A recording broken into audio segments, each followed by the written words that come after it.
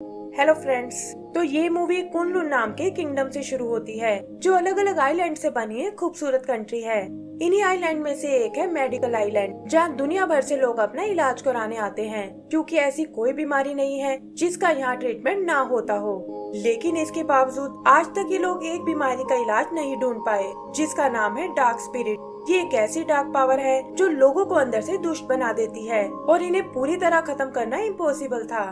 Doctors के पास और कोई चॉइस नहीं थी। वो इन्हें पेशेंट से निकालकर अंडरग्राउंड बनी एक जगह पर स्टोर करने लगे। लेकिन वहाँ एक डॉक्टर ऐसा भी था जो इन डार्क स्पिरिट्स को स्टोर करने की बजाय खत्म करना चाहता था। इसका नाम था बाइजे। वो रोज नए नए एक्सपेरिमेंट करता था और ये बात उनके गुरु शिफू को बिल्कुल पसंद नहीं थी क्योंकि बाइजे इस तरह पेशेंट्स की लाइफ से खिलवाड़ कर रहा था। फिर एक दिन एक भयानक इंसिडेंट होता है। वो सारी डार्क स्पिरिट्स उनके कंट्रोल से बाहर हो जाती हैं और सिटी में तबाही मचाने लगती हैं। बाइजे अपने स्पेल से उन्हें रोकने जाता है, लेकिन पता चलता है कि उसने तो स्पिरिट्स को और भड़का दिया है और जल्दी ही वो पूरे आइलैंड पर फैल जाती हैं। शिफू के पास अब कोई चारा नहीं होता। वो अपने वीक वाटर स्पेल से उन स्पिरिट्स को सप्रेस कर देता है और बाइजे से कहते हैं कि तुम्हारी एरोगेंस ने इस आइलैंड को तबाह कर दिया, इसीलिए तुम्हें मेडिकल प्रैक्टिस से बैनिश किया जाता है और न ही डार्क स्पिरिट पर तुम कोई एक्सपेरिमेंट करोगे। आगे का सीन 7 साल बाद का है, जहाँ कुनलुन हॉस्पिटल को पास ही बने एक दूसरे आइलैंड पर शिफ्ट कर दिया गया है।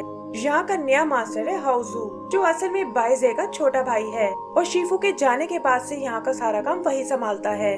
वो अभी भी डार्क स्पिरिट्स को पहले की तरह ही ट्रीट करते हैं, लेकिन अंडरग्राउंड रखने की बजाय इस बार उन्हें वीक रिवर में डाल दिया जाता है, जिसका पानी डार्क स्पिरिट की पावर को दबा कर रखता है। एक दिन हॉस्पिटल में देवा नाम का पेशेंट आता है जो डार्क स्पिरिट से इन्फेक्टेड हो चुका था। ट्रीटमेंट का सुनते ही वो डर कर वहाँ से भागने की कोशिश करता है, लेकिन तभी नकाब पहने कुछ लोग उसे किडनैप कर लेते हैं। पता चलता है कि ये किडनैपर असल में बाइजे था, जो अभी भी छुपकर डार्क स्पिरिट्स पर एक्सपेरिमेंट कर रहा है। वो देवा को डरा कर ट्रीटमेंट के लिए तैयार कर लेता है और कहता है कि मेरे पास ये 5 मंत्रा फ्लैग है जो किसी भी डार्क स्पिरिट को खत्म कर सकता है। फिर हम उसे फ्लैग को यूज करते हुए देखते हैं और वो खुद भी हैरान होता है कि देवा की डार्क स्पिरिट इससे नष्ट हो गई है। अपनी सक्सेस से वो बहुत खुश होता है, लेकिन उसकी खुशी ज्यादा देर नहीं टिक पाती क्योंकि बाइफेंग नाम का गार्ड उसे पकड़ने आ गया था। बाइजे पर हॉस्पिटल से पेशेंट चुराने और डार्क स्पिरिट पर गैर कानूनी एक्सपेरिमेंट करने का आरोप था, जिसके लिए बाइफेंग उसे अरेस्ट करने को बोलता है। लेकिन बाइजे किसी तरह चकमा देकर वहाँ से भाग जाता है और बाइफेंग के सोल्जर्स उसे नहीं पकड़ पाते। यहीं उसकी मुलाकात हाउजू से होती है और पता चलता है कि ये दोनों मिलकर काम कर रहे थे, जहाँ हाउजू ही एक्सपेरिमेंट के लिए बाइजे को डार्क स्पिरिट देता था। बाइजे उसे अपनी कामयाबी के बारे में बताता है कि उसे डार्क स्पिरिट को खत्म करने का स्पेल मिल गया है और अब वो हॉस्पिटल जाकर खुद को प्रूव कर सकता है। लेकिन हाउजू उसे रोक लेता है कि तुम्हारे वहाँ जाने से प्रॉब्लम हो जाएगी। वो कहता है कि शिफू ने जाने से पहले ऑर्डर दिया था कि तुम हॉस्पिटल में कदम नहीं रख सकते, और ये सुनकर बाइजे को बहुत गुस्सा आता है।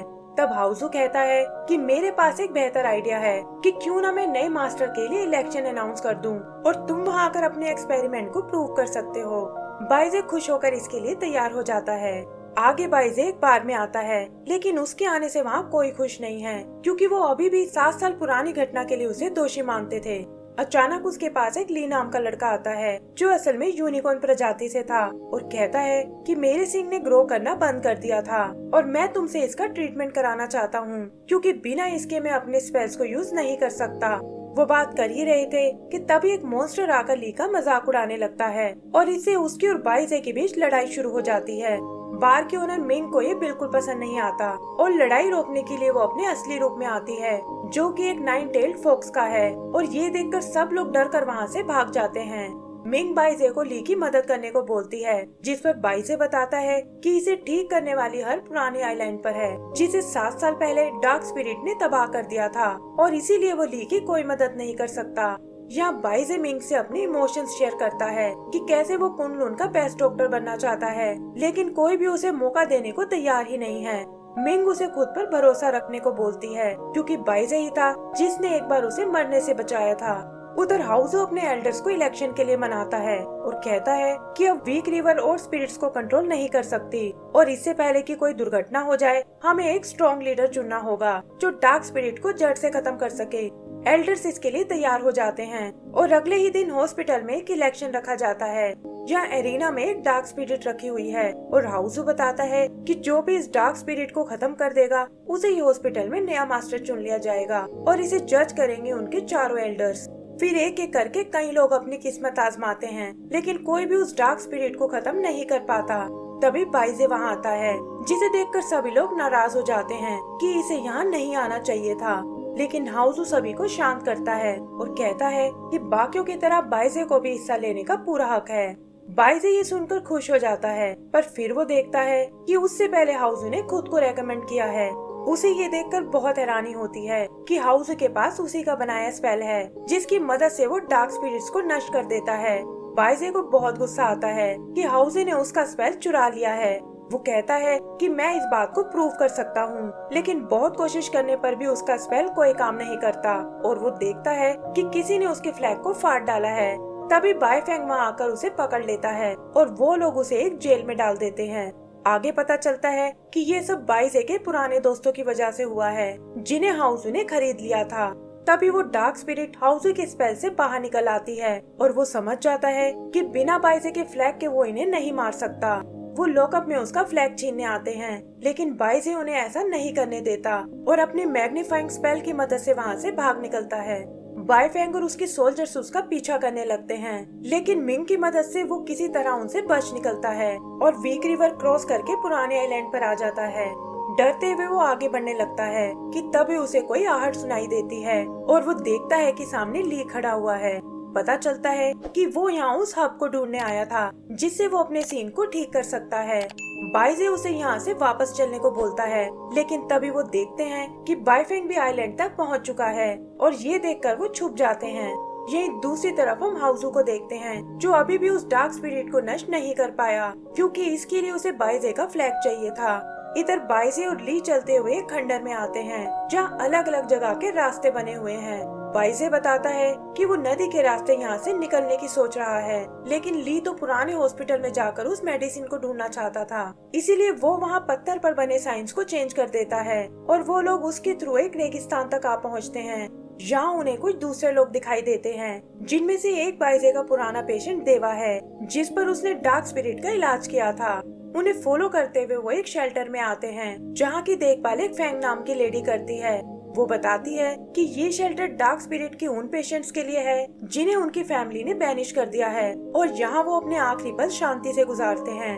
बाइजे देवा की हालत देखकर कंफ्यूज हो जाता है, क्योंकि उसे लगता था कि शायद उसने देवा को ठीक कर दिया है। वो समझ जाता है कि जरूर उसके स्पेल्स में कुछ गड़बड़ हो रही है और तब फैंग उसे कहती है कि मैं तुम्हारे फ्लैग को स्टिच करके ठीक कर सकती हूँ। उधर ली को देवा से अटैचमेंट हो गई थी, क्योंकि बाकी सबसे अलग वो एकदम उदास था और कुछ सोचकर वो बाइजे से उसका ट्रीटमेंट दोबारा करने को बोलता है, लेकिन बाइजे इसके लिए मना कर देता है। वो कहता है कि फिलहाल मेरे स्पेल्स उस पर कोई काम नहीं करेंगे और हमें थोड़ा पेशेंस रखना होगा।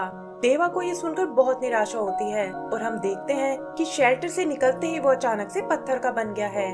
ली बाइजे पर बहुत नाराज होता है कि ये सब तुम्हारी गलती है और तुम जैसे आदमी को डॉक्टर नहीं होना चाहिए। यही फैंग से उन्हें पता चलता है कि ये सब डार्क स्पिरिट के असर के कारण है, जो पेशेंट्स को इतना डिप्रेस कर देता है कि हार मानते ही वो सब पत्थर के बन जाते हैं। तभी बाइफेंग उन्हें ढूंढता हुआ शेल्टर तक आ पहुंचता है, लेकिन इससे पहले कि वो उन्हें पकड़ पाए, बाइजे अपना एक मैजिकल स्पेल यूज करता है और वो एक दीवार से होते हुए वहाँ से बच निकलते हैं। उसके बाद वो दोनों अलग अलग जाने की सोचते हैं, जहाँ ली उस पुराने हॉस्पिटल की ओर जाता है और बाइजे जाता है नदी की ओर, जहाँ एक बोट लेकर वो इस आइलैंड से निकल जाएगा। तभी डार्क स्पिरिट के असर से ली को अचानक कुछ फ्लैशबैक दिखाई देते हैं, जहाँ बच्चे उसके सींग न होने का मजाक उड़ा रहे हैं। यहीं वो अपने डैड को देखता है, जो उसे छोड़कर जा रहे हैं, लेकिन पास जाने पर पता चलता है कि ये तो बाइजे है, जो उसे अकेले छोड़कर नहीं जा पाया।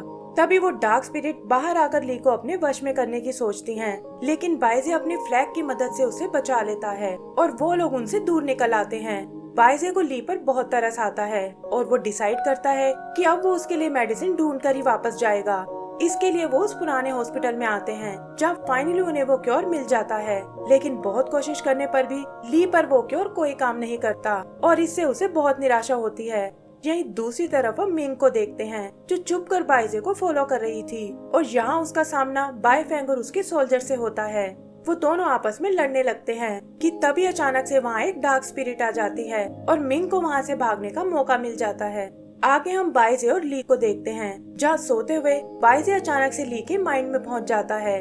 वहाँ वो ली को बुली होते हुए देखता है और समझ जाता है कि इसी सदमे के कारण डार्क स्पिरिट धीरे धीरे उसे अपने वश में कर रही है।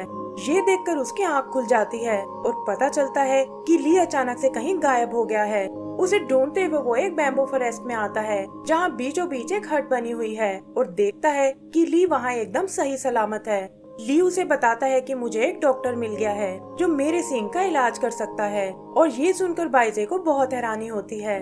तभी वो एक रेडिश डीमन को देखते हैं जो बताता है कि वो भी असल में शिफू का ही स्टूडेंट है, वही शिफू जिसने बचपन में बाइजे को ट्रेन किया था। फिर वो ली का एग्जामिनेशन करता है, लेकिन देखता है कि उसकी बीमारी का कोई इलाज नहीं है। बाइजे उसे ये सब बोलने से रोकना चाहता था, लेकिन तब तक बहुत देर हो चुकी थी और ली ये सुनकर एक बार फिर डार्क स्पिरिट के वश में आ जाता है। लेकिन बाइजे की प्रॉब्लम तो अभी शुरू हुई थी, क्योंकि बाईफेंग ने उन्हें ढूंढ निकाला है और वो उसे अपना फ्लैग देने को बोलता है। इससे उन दोनों के बीच लड़ाई शुरू हो जाती है और इसी दौरान रेडिश डीमन उसे एक सच्चाई बताता है कि 7 साल पहले जब शिफू ने डार्क स्पिरिट को कैद करने की सोची थी तो इससे उनकी सारी शक्ति खत्म हो गई थी और कुछ ही दिन बाद वो मारे गए थे। वो बताता है कि शिफू को तुम पर बहुत यकीन था कि तुम्हारे अंदर ही वो लाइट है जो डार्क स्पिरिट को खत्म कर सकती है, लेकिन तुम बेवजह ही इतने साल उन्हें गलत समझते रहे। ये सुनकर बाइजे को बहुत दुख होता है कि उसने अपने गुरु की बिल्कुल कदर नहीं की। यही बाईफेंग ली को बंदी बना लेता है और उसे बचाने के लिए बाइजे को अपना फ्लैग देना पड़ता है। बाईफेंग उसे कहता है कि 7 साल पहले तुम्हारी वजह से ही मैंने अपना हाथ खोया था और तुम जैसे लापरवाह इंसान को ये फ्लैग रखने का कोई हक नहीं है। फिर सजा देने के लिए वो बाइजे को नीचे वीक रिवर में फेंक देता है, जहाँ डार्क स्पिरिट उसे पकड़ने की कोशिश करती हैं। ऐसा लगता है जैसे वो उनसे नहीं बच पाएगा, लेकिन तभी कुछ चमकती हुई बटरफ्लाईज वहाँ आ जाती हैं और बाइजे को उन स्पिरिट की कैद से आजाद करा लेती हैं। आँख खुलने पर वो मिंग को देखता है, जिसके साथ उसके कुछ और भी दोस्त हैं, और वो समझ जाते हैं कि उसे जरूर शिफू की इनर लाइट्स ने बचाया है। वहीं दूसरी तरफ हम हाउसू को देखते हैं, जिसे वो फ्लैग मिल चुका है और वो उसकी मदद से वीक रिवर में डार्क स्पिरिट्स को नष्ट करने लगता है। उन्हें लगता है कि शायद वो लोग कामयाब हो चुके हैं, लेकिन तभी वहाँ बाइजे आ जाता है। वो कहता है कि हमें इस जगह को तुरंत खाली करना होगा, क्योंकि फ्लैग या कोई भी स्पेल इन स्पिरिट को नहीं मार सकता और वो अभी भी तुम्हारे तालिस्मान में छुपी हुई हैं। इस पर हाउसू कहता है कि हमेशा की तरह ये झूठ बोल रहा है और उसके सोल्जर्स बाइजे को घेर लेते हैं। लेकिन तभी बाइजे की बात सच हो जाती है और वो देखते हैं कि चारों ओर से डार्क स्पिरिट निकलकर बाहर आ रही हैं, जो वहाँ मौजूद लोगों पर अटैक करने लगती हैं। बाइजे सबको अपनी जान बचाने को बोलता है, लेकिन पता चलता है कि डार्क स्पिरिट ने हाउसू को अपने वश में कर लिया है। वो बाकियों के साथ साथ बाईफेंग पर भी अटैक करता है, लेकिन बाइजे एंड टाइम पर आकर उसे बचा लेता है और बाईफेंग से सबको सिटी में ले जाने को बोलता है। आगे हम उसे हाउसू को समझाते हुए देखते हैं, लेकिन वो तो नफरत के कारण एक मॉन्स्टर में बदल गया है और कहता है कि शिफू ने तुम्हारे आगे मुझे कभी इम्पोर्टेंस नहीं दी, ना ही उन्होंने मेरी फीलिंग्स की परवाह की, और उस फ्लैग का भी असली हकदार मैं ही था। वो कहता है कि मुझे कुछ नहीं चाहिए, मैं तो बस एक बार तुम्हें हराना चाहता हूँ। उधर बाकी लोग सिटी में आकर एक शील्ड बना लेते हैं, जिसे हाउसू की डार्क पावर नहीं तोड़ पाती। तभी वो देखते हैं कि ली का शरीर पत्थर में बदलने लगा है, जिसका मतलब वो अपनी हिम्मत खोता जा रहा है। बाइजे भी बचता हुआ शील्ड के अंदर आ जाता है और देखता है कि ली की हालत बहुत खराब है। वो हाउसू से फिर रिक्वेस्ट करता है कि मैं अपना सब कुछ तुम्हें दे दूंगा, पर एक डॉक्टर होने के नाते हमें ली की मदद करनी होगी। लेकिन हाउसू के दिल में जरा भी दया नहीं आती और वो देखते हैं कि डार्क स्पिरिट ने उस पर पूरी तरह कंट्रोल पा लिया है, जिससे वो एक और भयानक मॉन्स्टर में बदल गया है। इस बार वो अपनी पूरी ताकत लगाता है और वो शील्ड टूटकर चकनाचूर हो जाती है। एल्डर्स और बाकी लोग मिलकर उस पर अटैक करते हैं, लेकिन हाउसू के सामने उनकी एक नहीं चलती और हाउसू ली की बॉडी को अपने साथ ले जाता है। बाइजे अपना फ्लैग लेकर उसे बचाने जाता है और हम देखते हैं कि वो दोबारा से ली के माइंड में पहुंच गया है। ली के पिता उसे छोड़कर जा रहे थे और बाइजे इस बार ली से ब्रेव बनने को बोलता है, ताकि वो जाकर अपने डैड से बात कर सके। ली भी ऐसा ही करता है और फाइनली इस सच्चाई को एक्सेप्ट कर लेता है कि उसके डैड अब इस दुनिया में नहीं है। फिर वो उनसे प्रॉमिस करता है कि अब से वो खुद को कमजोर नहीं समझेगा और अपनी प्रॉब्लम का सामना कर कर ही दिखाएगा। इसके बाद वो दोनों हाउसू की स्पिरिट से बाहर निकल आते हैं और पता चलता है कि ली अब अपने स्पेल्स को यूज कर सकता है। वो बाइजे के फ्लैग की मदद से डीमन को रोकने की कोशिश करते हैं, लेकिन वो अब पहले से ज्यादा स्ट्रॉन्ग हो चुका था और पलटकर बाइजे पर अटैक कर देता है। अब उन्हें जीतने की बिल्कुल उम्मीद नहीं थी कि तभी बाइजे को शिफू की बात याद आती है कि डार्क पावर को हमारे अंदर की लाइट ही मार सकती है।